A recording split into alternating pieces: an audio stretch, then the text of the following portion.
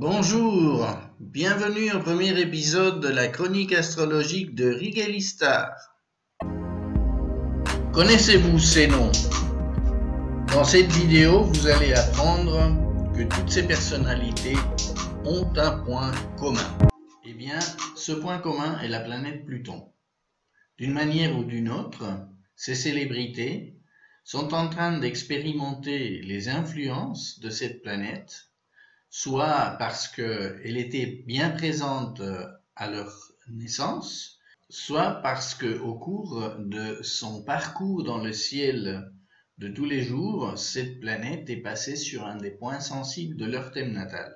Or, Pluton est une planète lente, elle parcourt le zodiaque en 248 ans, et donc son passage dans chacun des signes du zodiaque est très long, et le passage sur un point particulier d'un thème natal peut prendre environ 1 an, voire 2 ans, jusqu'à ce que l'influence cesse d'être perceptible. Quand on suit l'actualité jour après jour, on peut être frappé par certains événements ou par certaines personnalités, et j'aimerais partager avec vous ce que j'ai découvert ces derniers temps. Mais laissez-moi vous parler en premier lieu de la planète elle-même, afin que vous ayez des éléments pour mieux comprendre ce qui va suivre. Pluton a été découverte en 1930. Depuis cette date-là, les astrologues l'ont bien étudiée et ils ont conclu qu'elle devait être considérée comme la maîtresse moderne du signe du Scorpion et partager ce rôle avec Mars, qui gouvernait ce signe depuis l'Antiquité. Si Pluton est présente de façon puissante et harmonieuse sur un thème natal donné, alors elle confère à la personne une grande intensité émotionnelle, ce qui va se traduire par des désirs qui jailliront la plupart du temps de ses profondeurs inconscientes, mais également par une force de caractère remarquable. Sa sexualité sera assumée de façon positive, sans complexe et sans culpabilité. Mais la planète marquera aussi le natif par une forte tendance à la transformation intérieure, avec ses répercussions extérieures, ce qui se manifestera probablement en continu tout au long de sa vie, mais aussi à certains moments cruciaux de son existence. Et il aura une bonne capacité de régénération si les épreuves, tant morales que physiques, venaient à le frapper. Si Pluton est conflictuel dans un thème, elle déploiera alors ses effets les plus destructeurs et déstabilisants. Les angoisses assailliront le natif, qui pourra souffrir de ces pulsions obsessives dont parfois le besoin impérieux de pouvoir, ce qui le conduira probablement à manipuler ses semblables pour parvenir à ses fins. Pluton sera forte sur un thème natal du moment qu'elle sera en conjonction, soit avec le Soleil, soit avec la Lune, soit avec l'ascendant. Mais aussi si elle est conjointe à l'un des 3 autres angles majeurs, le milieu du ciel, le fond du ciel et le descendant. Dans une moindre mesure, elle sera aussi puissante dans d'autres cas de configuration particulière, par exemple si elle forme beaucoup d'aspects avec d'autres planètes du thème.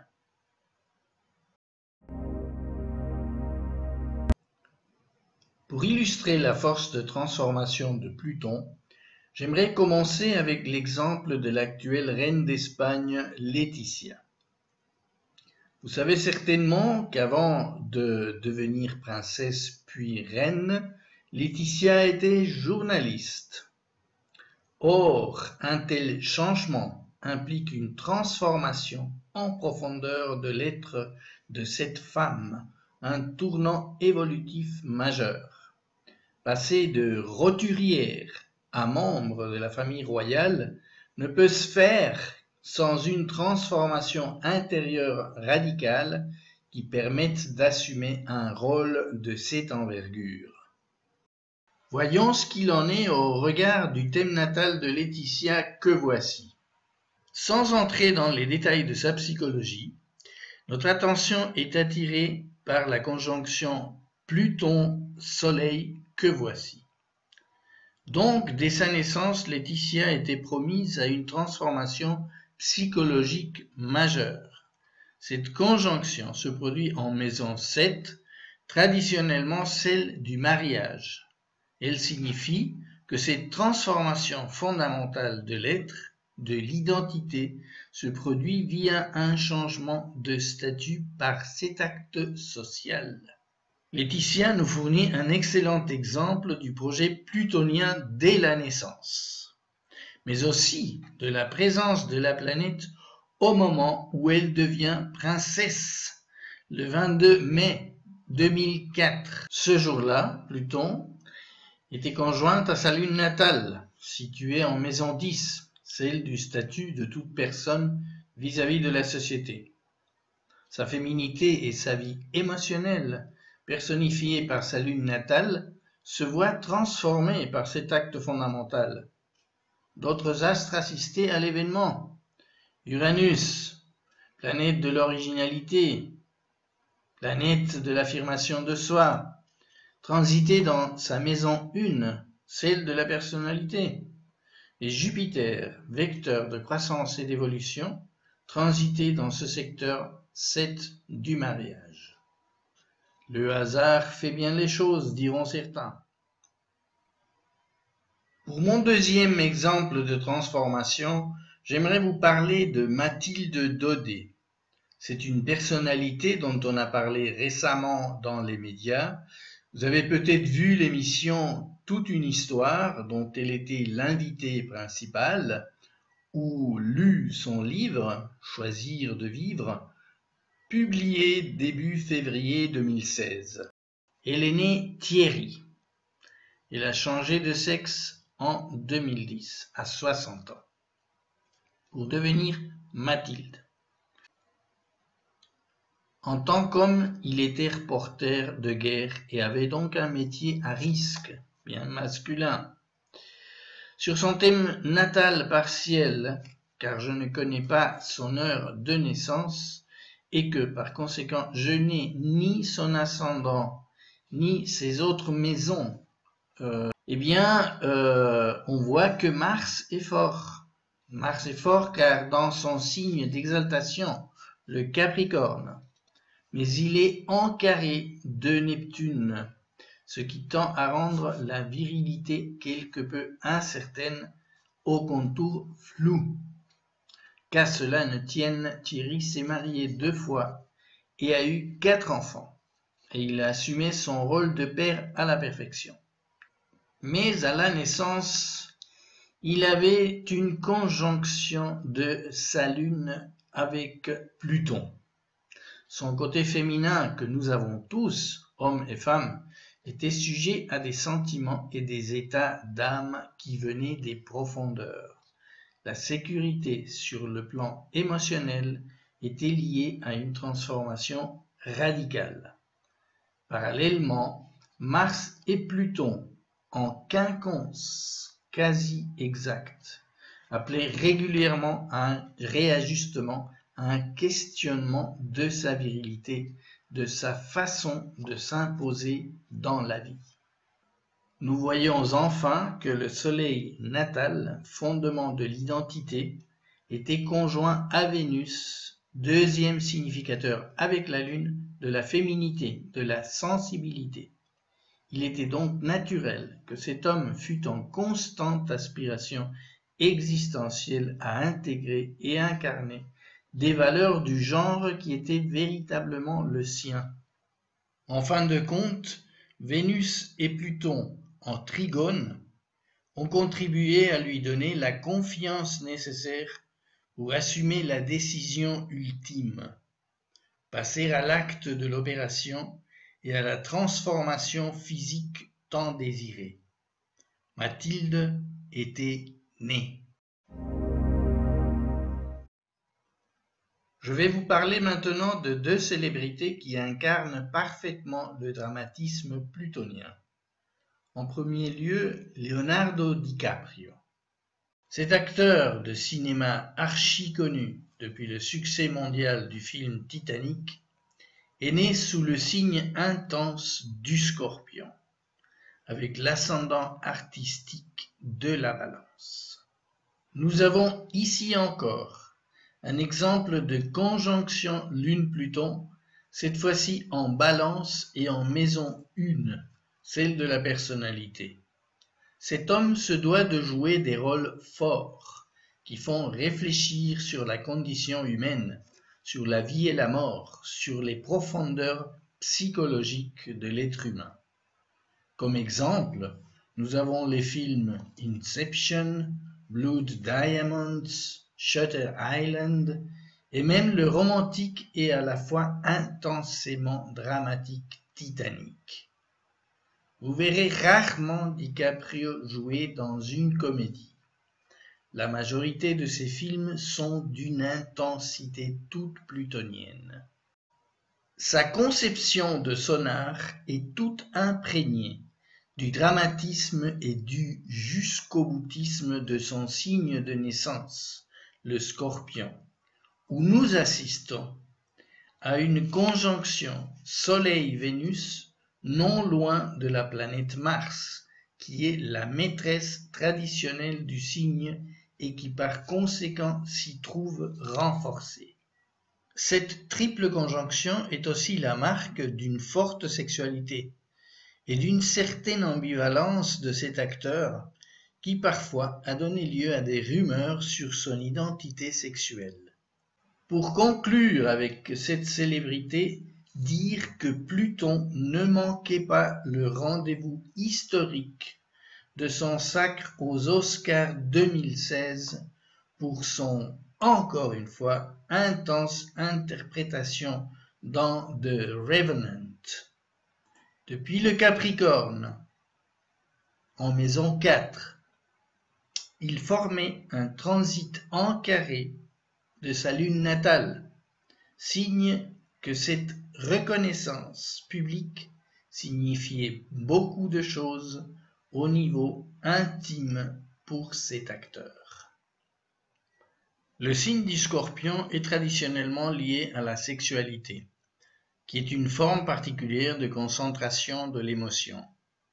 Ce qui ne veut pas dire que tous les Scorpions sont marqués au fer par cette pulsion, loin s'en faut.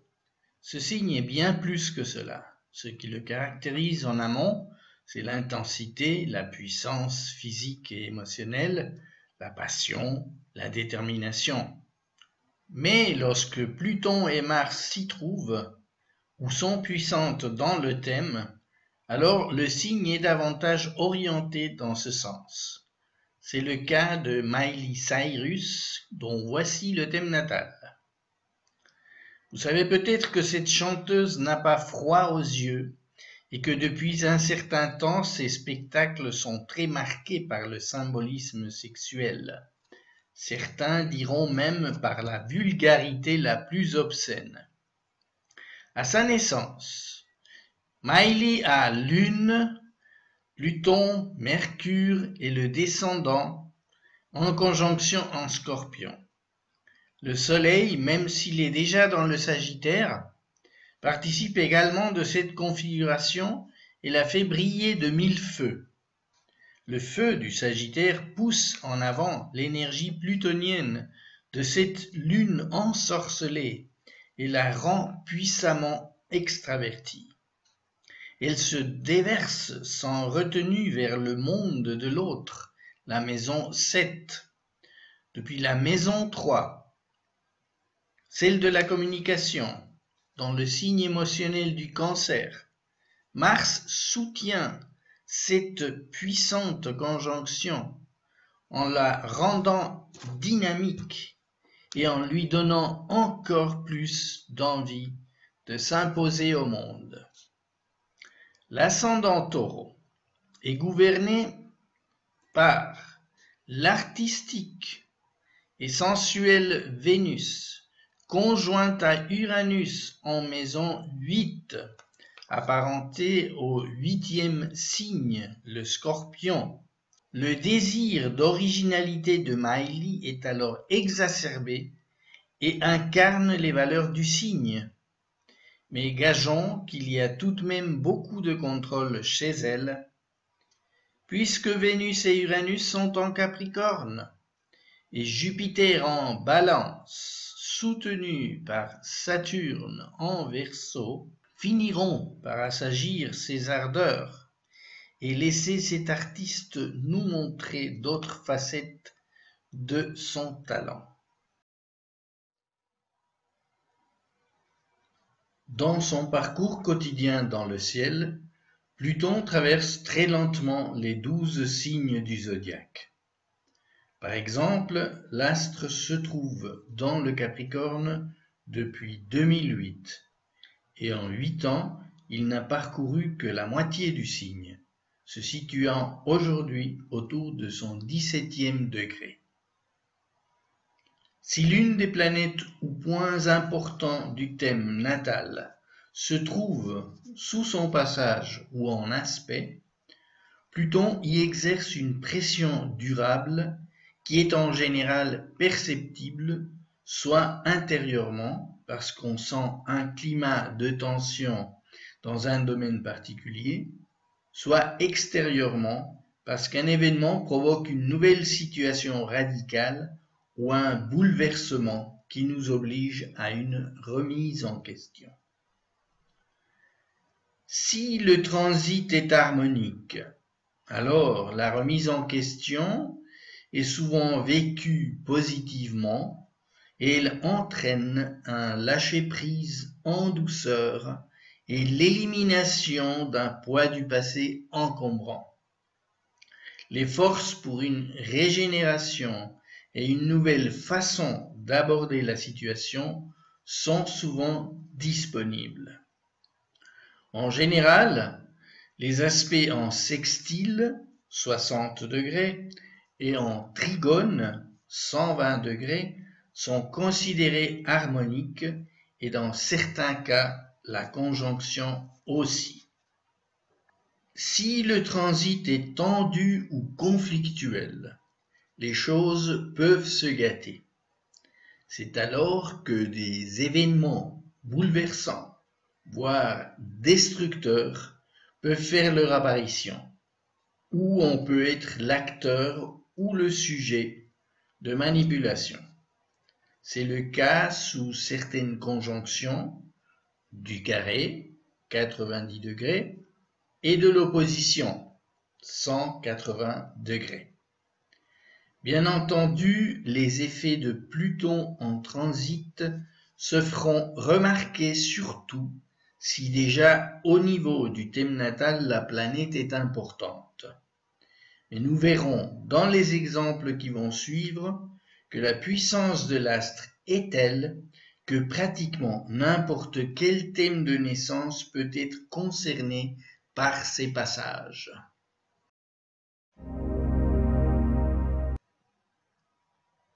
Pour illustrer le thème des transits de Pluton, voici tout d'abord Cat Stevens, chanteur et compositeur à succès des années 1970.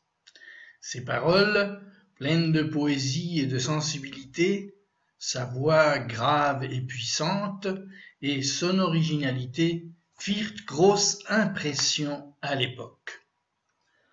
Son thème natal reflète sa sensibilité avec son signe solaire, le Cancer au milieu du ciel, et son ascendant Balance avec l'artistique Neptune en conjonction. Vénus conjointe à Uranus dans la jupitérienne maison 9, celle notamment de l'idéal, la philosophie et les croyances. Et Neptune en maison 1 montre que la spiritualité jouait un grand rôle chez cet homme. Un rôle militant, si je puis dire, puisque Mars se trouvait également en conjonction avec l'ascendant depuis la transcendante maison 12. En décembre 1977, Cat Stevens surprit le monde entier en annonçant qu'il se retirait du monde de la chanson pour se consacrer désormais à la pratique de l'islam. Il déclara avoir reçu un signe divin en 1975, car il fut sauvé miraculeusement alors qu'il était en train de se noyer à la plage de Malibu. Déjà avant cette date, il avait entrepris un processus de remise en question, mais cet événement précipita sa conversion à la religion du prophète. Astrologiquement parlant, l'événement de Malibu coïncidait avec le passage exact par conjonction de Pluton sur sa configuration natale Neptune ascendant, ce à quoi s'ajoutait le transit d'Uranus sur sa maison 1 en trigone à sa position natale. Nous avons déjà vu qu'Uranus en passage à cet endroit implique un changement au niveau de la personnalité. L'action simultanée de Pluton ne pouvait que précipiter cette transformation de fond en comble qui s'accompagna du changement d'identité, puisque depuis ce temps-là, il se fit appeler Yusuf Islam. C'est seulement ces dernières années qu'il s'est remis à la chanson.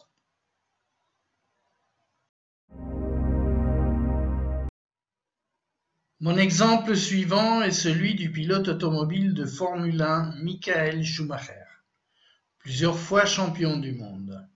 Vous savez certainement qu'il a été victime d'un grave accident de ski qui l'a plongé dans le coma pendant 5 mois et qu'actuellement il est pris en charge à son domicile en Suisse.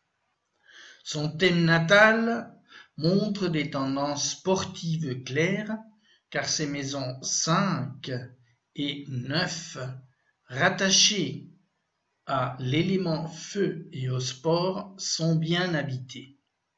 D'une part, le plein de volonté et d'ambition du Soleil en Capricorne, avec Saturne, son maître, dans le signe de feu et compétitif du Bélier. D'autre part, par la puissante conjonction, je dirais technologique, de Jupiter et Uranus en Balance, en trigone à l'ascendant et au milieu du ciel. Mercure, planète mentale et de mouvement, en étroite conjonction avec le milieu du ciel et au carré de Mars, dans l'intense signe du Scorpion, montre un caractère bien trempé, capable d'assumer ce sport de haut niveau où la concentration et la détermination forment la clé du succès. Le 29 décembre 2013, jour de l'accident de ski, le soleil de Michael était sous le transit en conjonction de Pluton, en opposition simultanée de sa lune natale. À cette synchronicité inquiétante s'ajoutait l'opposition mondiale entre Uranus en Bélier et Mars en Balance, qui, elle, était en carré avec le Soleil et Lune natale. Cet ensemble d'aspects puissants et conflictuels de planètes situées mondialement en rapport angulaire potentiellement violent et accidentel résonnait dangereusement sur le ciel natal du champion, surtout que Mars passait au carré exact de sa lune natale et agit ce jour-là comme élément déclencheur de l'événement. Que dire de plus, sinon que cet homme courageux est en train de livrer actuellement un grand combat duquel espérons de tout cœur qu'il sorte victorieux.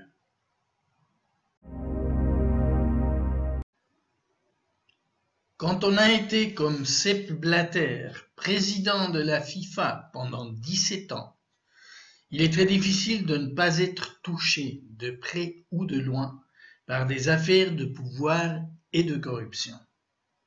Tout le monde sent bien qu'une organisation qui brasse des milliards et qui a été très peu contrôlée jusqu'ici a toutes les chances d'abriter en son sein toutes sortes de magouilles, de pots de vin et de manipulations. Comme un bon poisson, Blatter a su se faire apprécier par sa capacité d'adaptation et pour ressentir les ambiances, ce qui l'a certainement toujours rendu agréable à ses semblables et facilité la conduite de sa carrière. Sa lune en balance, soutenue par la condition angulaire de sa maîtresse Vénus, a contribué à le rendre maître dans l'art des relations humaines, et son opposition natale à l'énergique Mars en Bélier l'a depuis sa jeunesse fait aimer un sport comme le football, sans toutefois arriver à le pratiquer sur un plan professionnel.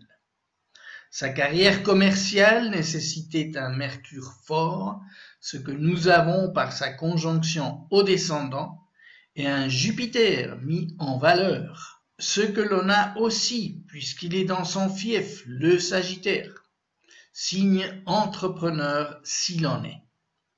La planète Pluton, quant à elle, ne se fait pas trop remarquer, puisque dans une position natale assez discrète. Pourtant, au moment de l'éclatement de l'affaire de corruption de la FIFA, Pluton en transit est en carré simultané de l'opposition Lune-Mars natale, ce qui donne en même temps un climat de manipulation et de rencontre avec un contentieux du passé, Pluton carré Lune, et d'une lutte de pouvoir, Pluton carré Mars. Nous avons respectivement l'accusation de paiement irrégulier de 2 millions de francs suisses à Michel Platini pour des services rendus 9 ans auparavant, et l'ambition de redevenir président de la FIFA pour un 5e mandat. Tout cela dans un climat général malsain, créé par les attributions supposées manipulées de l'organisation de la Coupe du monde de football au Qatar. Si l'on voit de plus que le transit d'Uranus en opposition de sa lune natale s'ajoute à cette configuration, on a là tous les ingrédients pour une suite d'événements inattendus et bouleversants dans la vie de Sepp Blatter qui ne manqueront pas de provoquer de profonds changements. Le thème natal de Michel Platini a quelques similarités avec celui de Sepp Blatter, mais une différence notable. Pluton est à l'ascendant. En Lion, qui est de plus habité par Jupiter, c'est la force, l'attrait du pouvoir et de l'autorité qui semble jouer un rôle majeur dans la psychologie de cet homme, tout comme la sensibilité sportive, par le biais de cette étroite conjonction Lune-Mars en Cancer. Mais si chez Blatter, il y avait la dialectique de l'opposition entre ces deux astres, carrière commerciale et relationnelle versus sport, chez Platini, on assiste à la fusion des deux énergies qui, de plus, se trouve dans la maison collective par excellence, la 11, tout comme le Soleil, siège de l'identité et de son rayonnement personnel. Le sport de compétition en équipe semblait lui être destiné par nature. Le grand footballeur était tout désigné. Mais voilà, le jour de l'éclatement de l'affaire de corruption, Pluton passait en transit à l'opposé de sa conjonction Lune-Mars natale, dont exact avec la Lune à 15 degrés. On rencontre les mêmes significations astrologiques de ces aspects conflictuels que chez la Terre, climat de manipulation, de lutte de pouvoir, etc. La configuration du ciel mondial était ce jour-là exactement la même pour les deux personnalités, mais pour Platini, Uranus, depuis le Bélier, formait un carré avec sa conjonction natale. À nouveau, la même soudaineté qui frappe, la même surprise et le même couperet qui tombe du ciel en même temps pour les deux hommes les plus puissants du monde du football. Le premier, président de la FIFA, le deuxième, président de l'UEFA. Que ce soit clair, je ne porte aucun jugement sur l'éventuelle culpabilité dans ces affaires. Je me limite à signaler que les climats astraux créés par Pluton et Uranus ont enveloppé de manière certaine et similaire leur configuration natale et les ont plongées toutes les deux dans un enfer plutonien. Voilà, j'espère avoir pu vous montrer au moyen des exemples de ces 8 personnalités qui ont marqué l'actualité récente que Pluton est une planète puissante à ne pas prendre à la légère, tant si elle est importante sur un thème natal que si elle passe en transit pour réveiller des configurations natales essentielles. C'est un avertissement pour nous tous. Si l'on voit s'approcher un transit majeur de Pluton, il vaut mieux prendre ses dispositions à temps au cas où. La meilleure prévention contre les surprises plutoniennes est sans doute de devenir conscient du rôle qu'elle joue au niveau de notre thème natal, de ce qu'elle attend de nous, de la prendre au sérieux au niveau de notre développement personnel, et de faire une étude suffisamment régulière des transits qui nous concernent afin de ne pas être pris totalement au dépourvu au moment où les configurations critiques de cette planète se présenteront. Je vous remercie de votre attention et vous donne rendez-vous pour le prochain épisode de ma chronique astrologique. Au revoir.